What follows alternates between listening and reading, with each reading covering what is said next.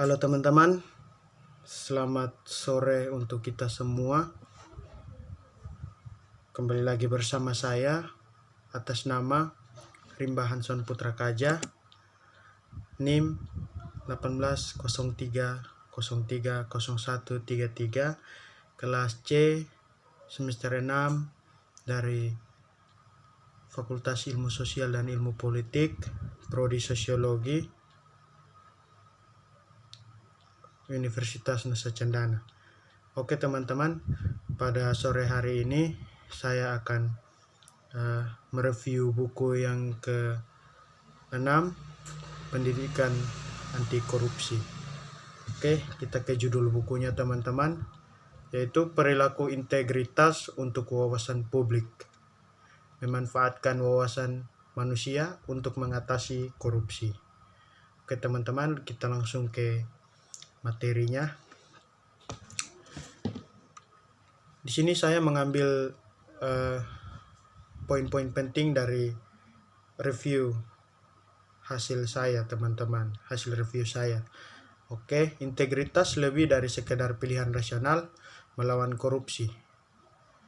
Intinya, mempromosikan integritas adalah perilaku yang mendorong kepentingan publik atas perilaku yang mementingkan diri sendiri, sebagai praktik yang korup dan tidak etis. Namun perilaku manusia seringkali merupakan dimensi yang terabaikan dalam pembuatan kebijakan integritas. Oke teman-teman, di sini kita masuk dalam integritas ya teman-teman. Upaya pencegahan korupsi yang ada masih berbasis luas pada model pengambilan keputusan yang rasional.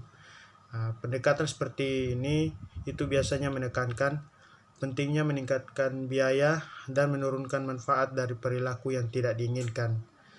Kebijakan umum direkomendasikan yang diturunkan dari sini termaksud kontrol dan sanksi dan pengurangan kebijaksanaan. Pengambil keputusan untuk mengurangi ruang lingkup mereka yang berperilaku buruk.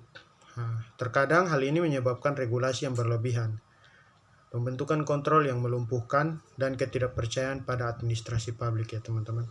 Oke, jadi di sini kita masuk dalam integritas. Di sini berkaitan dengan perilaku ya teman yang berintegritas. Jadi di sini pembentukan kontrol.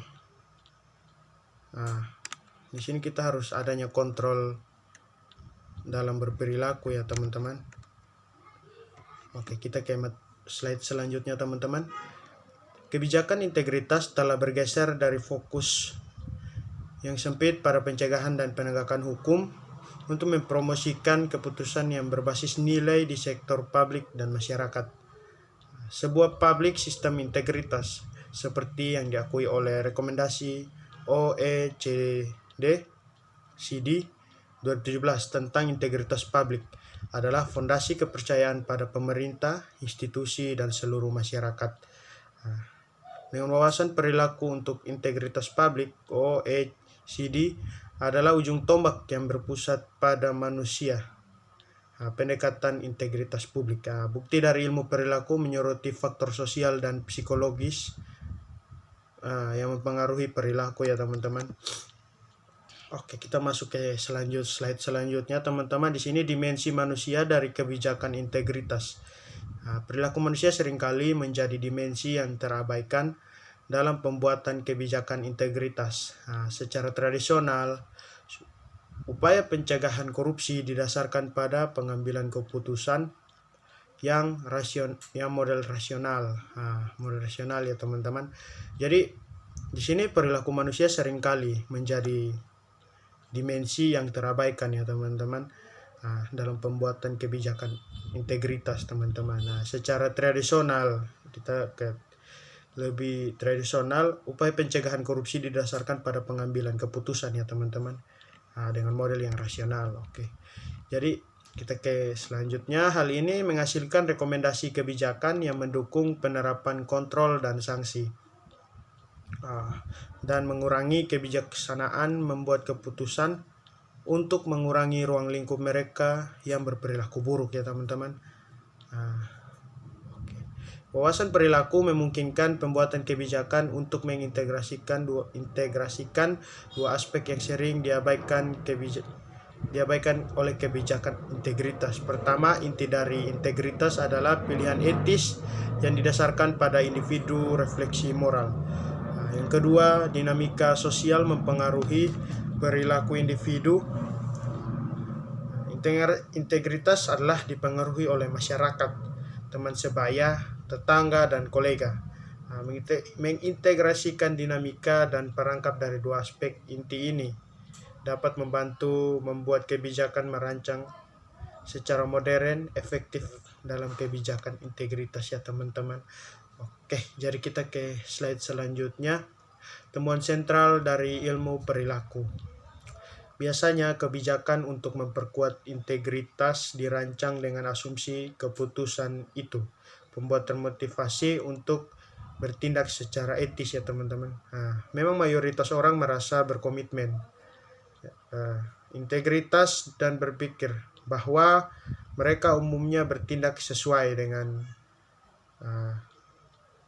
apa yang baik ya teman-teman. Tetapi namun kenyataannya bisa kita lihat jumlah orang lebih sedikit konsisten dan kurang kategoris dalam keputusan etis mereka daripada yang mereka akui. Jadi orang di sini biasanya orang berpikir bahwa mereka sudah bertindak sesuai, tetapi pada kenyataannya jumlah orang yang lebih sedikit konsisten itu sedikit. Jumlah orang yang konsisten itu ternyata lebih sedikit ya teman, dan kurang kategoris dalam keputusan yang etis. Terkadang seseorang bahkan tidak sadar saat perilakunya menyimpang dari etika standar. Jadi di sini terkadang kita lepas kontrol ya teman-teman, tanpa kita sadari kita merasa bahwa kita melakukan penyimpangan teman-teman dari etika yang ada di masyarakat yang standar ya teman-teman. Ini karena pembenaran dan penilaian bias mengaburkan persepsi pelanggaran terhadap integritas.